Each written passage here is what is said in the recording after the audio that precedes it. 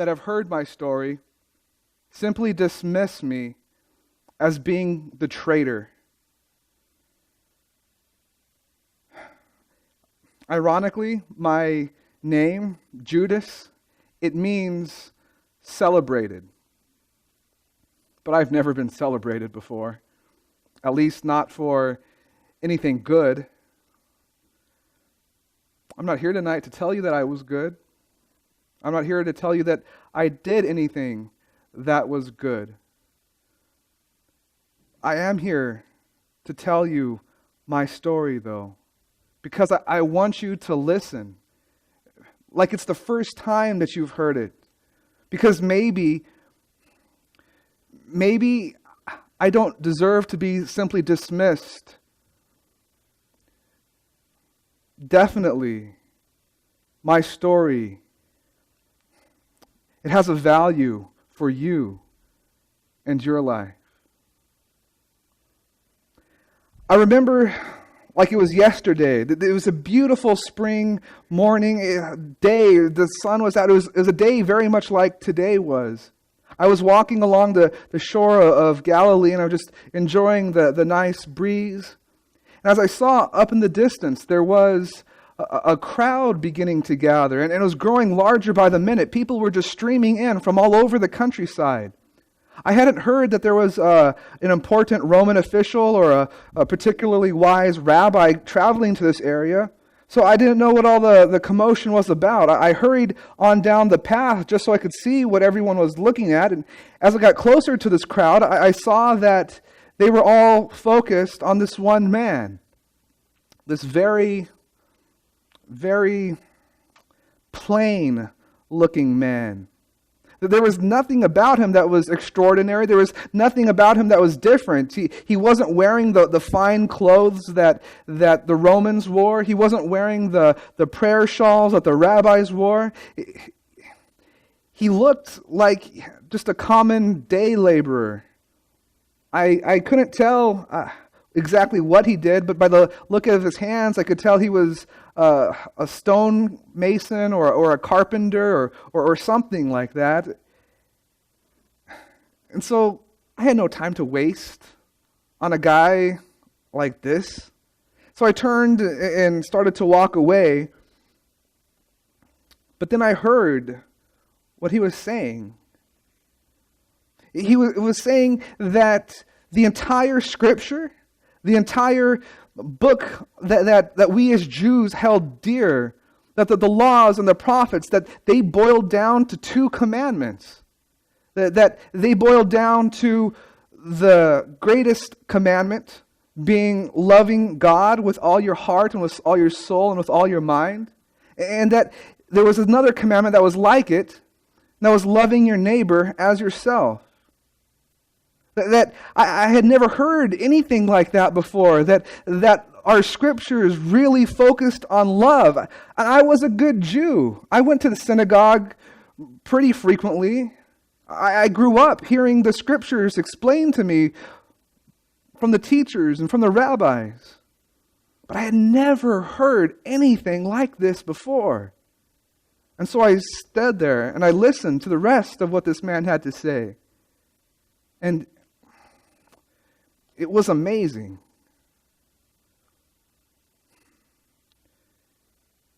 And so, as he finished his teachings, the crowd began to disperse. I asked the man standing next to me who this teacher was. And he told me his name was Jesus, and he was from Nazareth. As soon as I heard that he was from Nazareth, I thought, oh man, I couldn't believe that I just listened to this guy from Nazareth. Like, there's no way that this obviously uneducated person from Nazareth could really have spoken with such conviction and such passion like this. There had to be some mistake. It must have been a fluke. And so I went home and I thought, I was kind of upset with myself for being suckered in like that to some kind of huckster. But as I thought about it that night, I started to think that maybe there was something different about this Jesus. Maybe he was the genuine article, I figured I should at least give it another shot. And so the next day, I asked around to see if anyone knew where Jesus happened to be. And a couple of people said, "Oh yeah, I've heard he's out teaching in the hills again." And so I went out to listen to Jesus teach some more. And again, for the second day in a row, I was amazed at what Jesus had to say. He taught about love and about forgiveness and mercy and charity with an emphasis that I had never heard before. And at the same time, he spoke with a gentleness, but with a forcefulness, with an authority that I had never heard from anybody. This Jesus, he was different. I couldn't quite put my finger on it, but this Jesus, he was going to do something special. And so I figured that I couldn't miss it. I had to be there when Jesus did whatever it was he was going to do. And so I began to follow him all around the Judean countryside. And after a few days, I realized I wasn't the only one. There happened to be several people that were following Jesus. In fact, there was a group of men that were always there with him, like his special group of followers, disciples. And I thought, that's what I need. I need to be one of his disciples. I need to be part of Jesus' inner circle because I need to be close to the action. I need to be close to this special man. I mean, I'd already started to feel the power of his words start to change my life. And I thought, if I could be even closer to him, then the difference he would make would be even more powerful. And so one day I went up to one of these disciples and introduced myself, and his name was Nathaniel, and we got to talking, and he introduced me to one of the other disciples, Peter, who introduced me to his brother Andrew, and pretty soon I was talking with all of the disciples there, and then Jesus came over. Jesus himself came over, and he started to talk to me, and talking with Jesus face to face for the first time, it was everything that I had hoped for. It was everything that I thought it could be, because Jesus, he had this amazing way of being able to speak to me and tell me exactly what I needed to hear. Not what I wanted to hear, but what I needed to hear. And so I knew that I had to get him to invite me to be one of his disciples. I began to tell Jesus, to try to impress Jesus with my business skills. I tried to tell him about how great I was when it came to managing finances. I tried to tell him how great I was when it came to making plans and to seeing plans through. And I thought for sure that would impress him enough that he would offer me an invitation. But it didn't.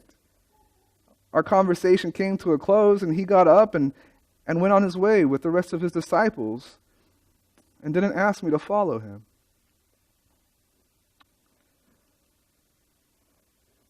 I don't know why it didn't impress him. I really was talented when it came to finances.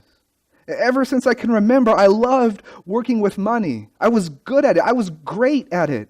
It didn't matter when I was a little kid, just counting money or even stacking the coins. When I got older, balancing a ledger, it came natural to me. I realized from an early age that money was where it was at. That money had the power to get me the things that I wanted in life. That money would bring me power. That money was happiness itself. And so I would do all that I could do to get my hands on more of it. It didn't matter if that meant operating in the gray areas of life. I didn't care. All I cared about was getting more money. It's the reason why I got up in the morning. My life was driven by money. There's no shame in that. It wasn't until I started listening to Jesus that for the first time I started to think that maybe my life shouldn't completely revolve around money. I wanted my life to change. And so I knew that the best way to do that was by becoming one of his disciples. I started to spend as much time as I could with the other disciples that Jesus had, talking and laughing and trying to impress them with my skills and my abilities. And my plan worked because they began going to Jesus, telling Jesus of how amazing I was, about what a great benefit I would be to joining their group. And sure enough, Jesus eventually came back and talked with me again. And I swore to him that I would go wherever he would go if only he gave me the chance. He still didn't seem to be impressed by my skills. He didn't seem to be impressed that I was willing to join his group. But he didn't turn me away either. And when I joined the other 11 disciples, he treated me just like he treated them. He loved me just like he loved them. When he would send them out to preach or to teach or to heal or to cast out demons, he would send me out too. It was amazing to see and to be a part of this. In fact, the only way that I differed from the other 11 disciples was that I was put in charge of our small treasury, which it only made sense with my financial abilities. I managed our small money bag. When we come across people that were starving, that really needed some food, I would use our funds to buy some food for the hungry. When we came across a person that was in desperate need of a new coat, I would use our money and get a new coat for that person. I think Jesus was trying to teach me something by having me use my skills for these noble purposes. And as good and as rewarding as it was to be the financial manager of the group, it was still a lot of work. It was more work than any of the other disciples were doing. I mean, these other disciples, they were clueless when it came to money, really. Most of them were uneducated. All they did was follow Jesus around with their head in the clouds. I could see the big picture.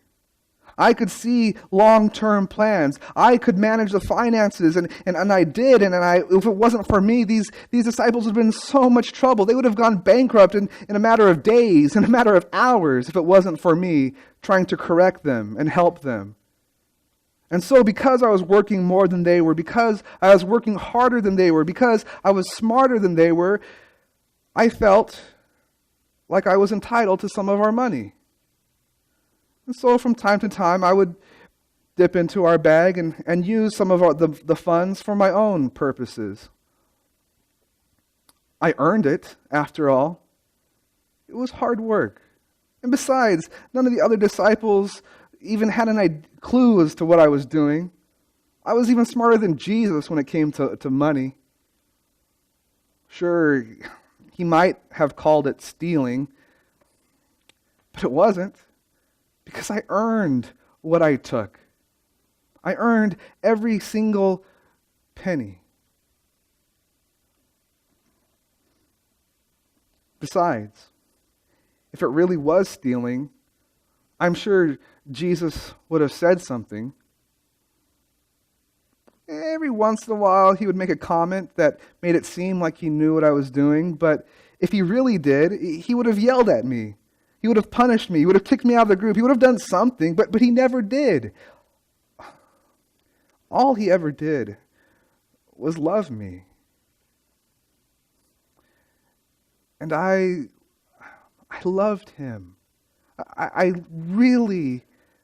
loved him.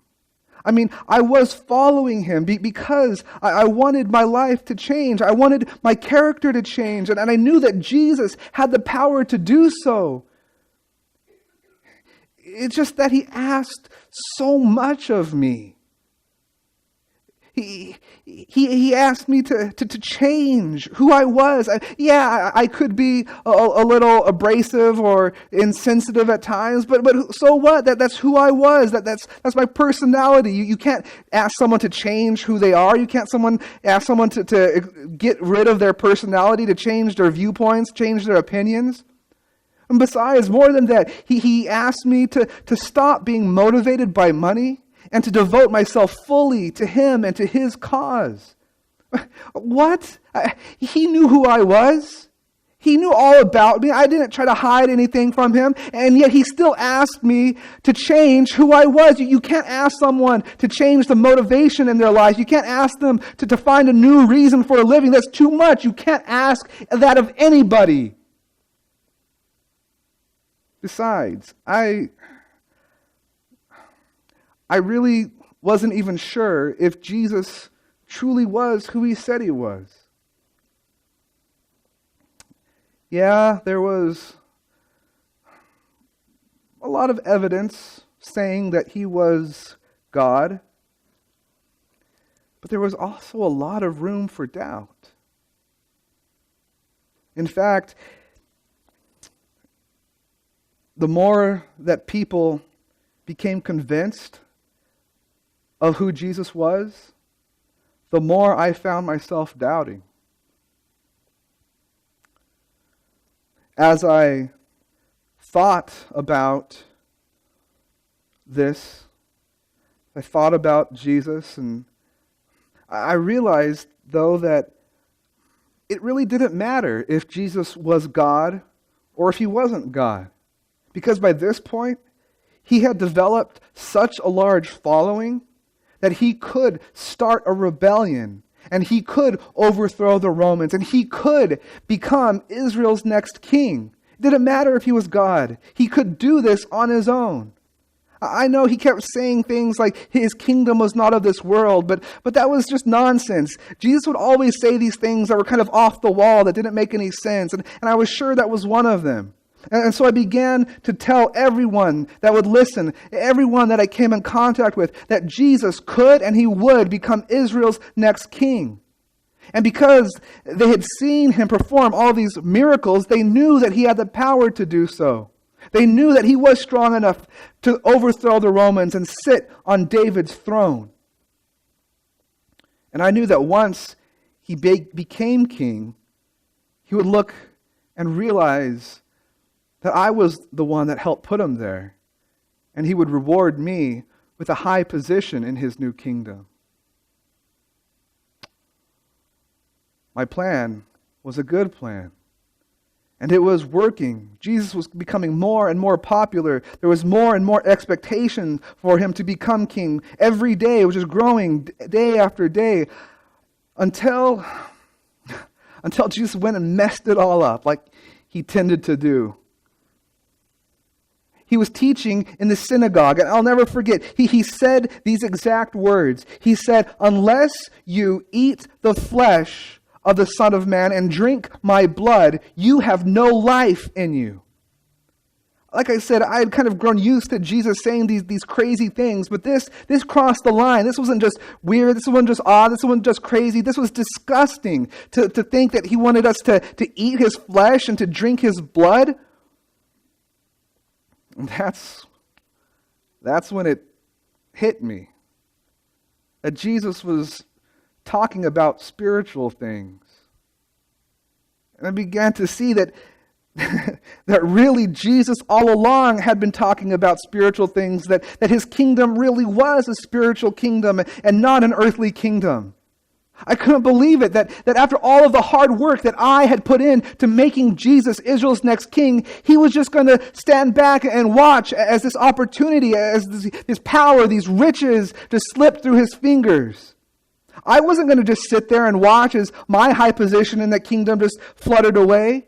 I had to do something. I was going to do something to force Jesus' hand at becoming king. And so I came up with a plan. I met with Caiaphas. He was the head priest, the high priest of Israel. And I agreed to help them arrest Jesus.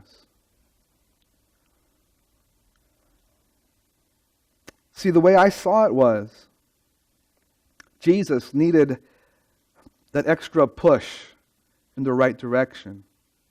He needed that extra little oomph to get going and to use his power to become Israel's next king. And that spark he needed was the spark I was going to provide. Yes, Jesus was saying these morbid things. He was saying things like he had to die and that his followers were going to be persecuted. But I knew better than that. That was not going to happen. Jesus was far too important, far too powerful, far too popular for anything like that to happen. But on the off chance that that he did have to die like he kept saying, well, my betrayal wouldn't change that fact. On the other hand, if he did get arrested, what was really going to happen was he was going to use his power to destroy the Romans that were trying to arrest him, to destroy the Romans that were trying to govern and rule over him. And he was going to use his power to become Israel's next king. And once he was crowned, once he was anointed, he would see that he had no one to reward except for me. Because it was my plan, it was my work that had placed him there. My plan was sound. It didn't matter what happened one way or the other. It was a win-win situation. I was not going to lose. This was a great plan. But as sound as my plan was, I was still uneasy about betraying him. Like I said, I did love him, and he loved me. At least that's what I thought until that dinner at a Pharisee named Simon's house. We were there having a good time, eating a great meal there at Simon's house. And Simon had invited other Pharisees and other religious leaders and other rich and powerful people of Israel to share this meal with us. And as we were eating, though, in walked this prostitute, Mary Magdalene. And she went over to Jesus and she cracked open this jar of perfume and dumped it onto Jesus' feet. I knew as soon as that perfume hit the air that this was one of the most expensive perfumes in the world. That the cost of this perfume, it was as much as a whole year's salary. And so I told everyone around me that this was just a waste, that she should have used that money, that she should have given us that money instead so we could have helped those that were in need. I knew that I would have helped myself to a good portion of that money, but still, that's beside the point. She was just wasting this money. I guess Jesus heard what I was saying because he looked right at me and he told me to leave her alone. How could Jesus do that? Didn't he know who I was? Didn't he know who she was? And yet he took her side. He took the side of this prostitute over me. And he rebuked me there at Simon's house. He rebuked me in front of all of these people, in front of these rich and powerful people of Israel. What was he thinking? I needed to teach Jesus a lesson. I needed him to see that he needed to treat me with more respect. And once he was arrested, he would learn that lesson. And so again, I met with Caiaphas, and I agreed to hand Jesus over to them for 30 pieces of silver. They needed some help trying to identify him, trying to find a good opportune time to arrest him, and I said I would help them. And as I was trying to figure out a good way to go about this, it became time for the Passover feast.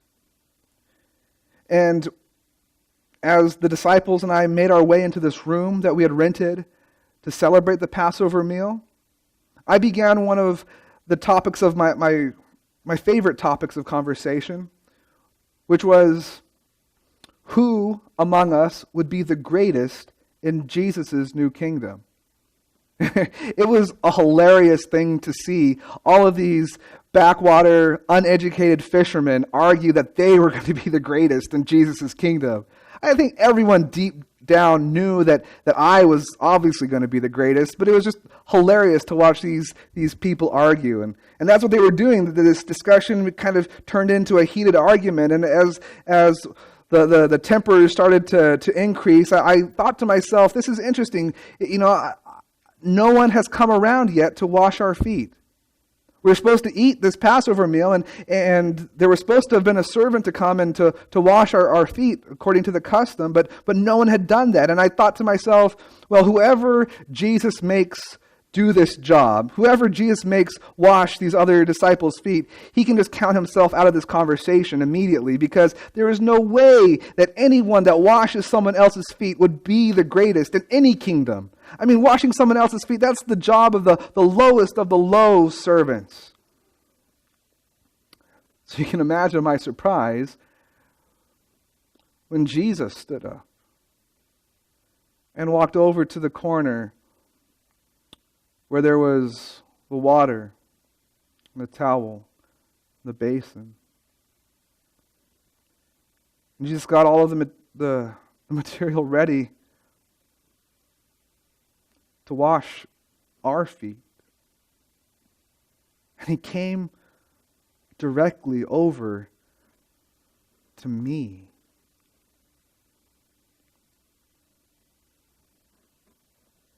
As I watched him begin to wash my feet, I didn't know what to do.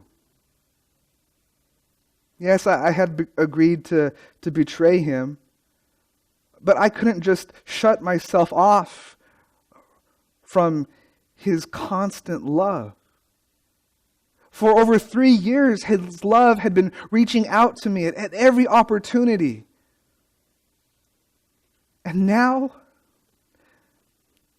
his love for me was so strong, it was so great, that it was all I could do, not to throw myself at his feet. I just wanted to lay prostrate before him and to confess all of my wrongdoings and to beg for his forgiveness. But I held back just for half a second. And in that moment, I realized that no true king would ever humiliate himself like this. That Jesus, he had things mixed up, that I had to stop Jesus from continuing down this ridiculous, this embarrassing, this futile path. And I knew in that moment what I had to do. I had to implement my plan.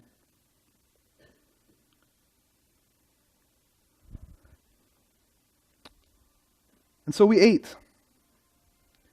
And as we were eating, Jesus shocked me again by saying that one of us disciples was actually going to betray him.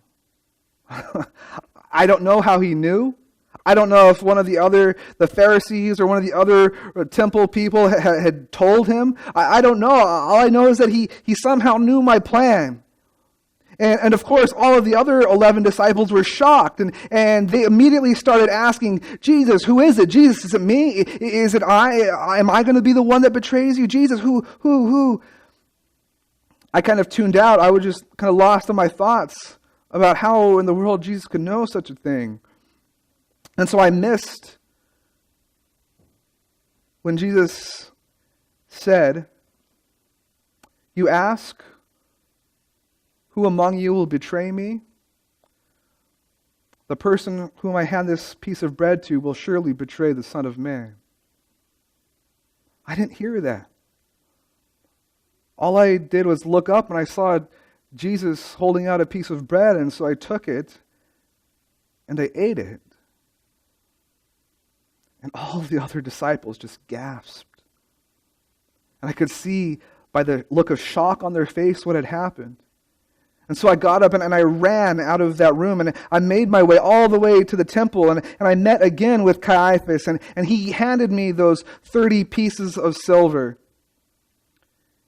And pretty soon thereafter, I was leading a procession, a mob of Roman soldiers, temple officials, and other people that had gathered there. I led this group to the Garden of Gethsemane because I had a feeling Jesus would be there. That was one of his favorite places to go when he was near Jerusalem. And sure enough, I was right. As we got into this Garden of Gethsemane, there he was. It was a little dark, and we were just seeing things by torchlight, and so I wanted to be sure that they arrested the right man. So I told the Roman soldiers to arrest the man that I kissed. And so I walked over to Jesus and I greeted him. And I kissed him on the cheek for all to see.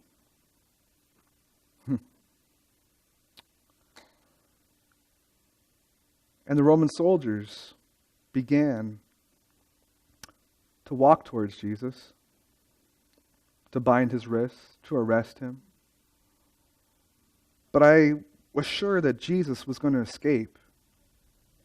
I had seen Jesus get away from danger so many times before. I had seen Jesus get away from a mob that was trying to stone him to death. I had seen Jesus escape from being pushed off of a cliff. I had seen Jesus escape time and time again. And so I thought this was going to be no different, that he was going to escape. And as the soldiers got closer to him, he said something, and all of a sudden I saw this bright flash of light, and all of us were just knocked down to the ground. I was disoriented for a little bit, but when my thoughts started to reorganize, I thought, well, that was it. That was when Jesus had obviously made his escape. But when I looked over, I couldn't believe that he was still just standing there. He didn't escape. He made no move to save himself. And so the Roman soldiers hurried over to him this time and bound his wrists tightly.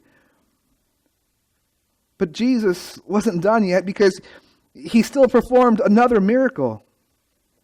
Not the miracle that I was expecting for him to save himself, but as soon as the Roman soldiers had tied his wrists, Peter kind of jumped out, and he had a sword, and he was swinging his sword around wildly. I mean, he was a fisherman and not a soldier, so he didn't really know what he was doing. All he managed to do was cut the ear off one of the high priest's servants. Silly Peter. But Jesus stopped Peter and somehow freed himself from his restraints. He reached down, picked up that ear, and healed that man.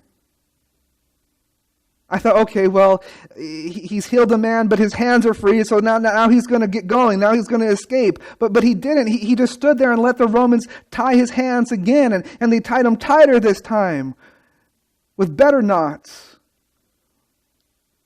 And they led him away to face trial. I couldn't believe it. That's not what was supposed to have happened. And so I kept looking and expecting at every moment for Jesus to reveal his true power and to make his enemies tremble. But he didn't. all he did was allow himself to be abused. He allowed himself to be laughed at, to be spit upon, to be hit and beaten. He didn't do anything to protect himself. He didn't even speak in his own defense. I couldn't believe it. And Jesus stood there silently in this trial. And as the hours wore on, I began to realize that Jesus had done nothing to save himself, and he was going to do nothing to save himself. I became terrified that for the price of a common slave, I had sold my master to his death. And so I yelled out from the back of the courtroom, "He is innocent! Spare him, Caiaphas!" And I began to push my way through the crowd to make my way up to the front of the court. And I took those 30 pieces of silver and I threw them down at the priest's feet. And I went over to the high priest and I clung onto the hem of his robe. And I testified that Jesus had done nothing to warrant death. But Caiaphas, the very man that had paid me to betray Jesus, he looked at me and he sneered, "What do I care about the words of a traitor?" Again, I yelled out, "I have sinned. I have spilled innocent blood." But not a single person in the room paid any attention to me. And so I went over to Jesus and I threw myself at his feet and I begged and I pleaded with him to save himself. But he would not. He just looked at me with those eyes that were always just filled with love. And he said, "It is for this reason that I came into the world." That's all he said. After all of that, he still did not condemn me for betraying him. I could see that my pleadings were in vain.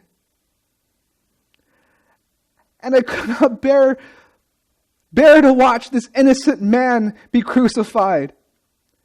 And so I ran from that hall, screaming, "It's too late! It's too late! It's too late!" And I found a tree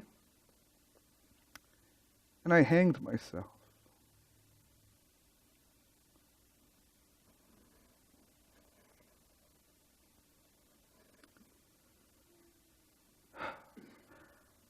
I have to tell you tonight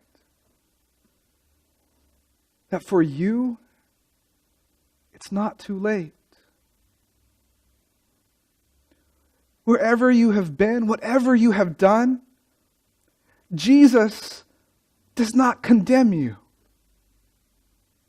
Jesus has done nothing and will do nothing but love you. I know that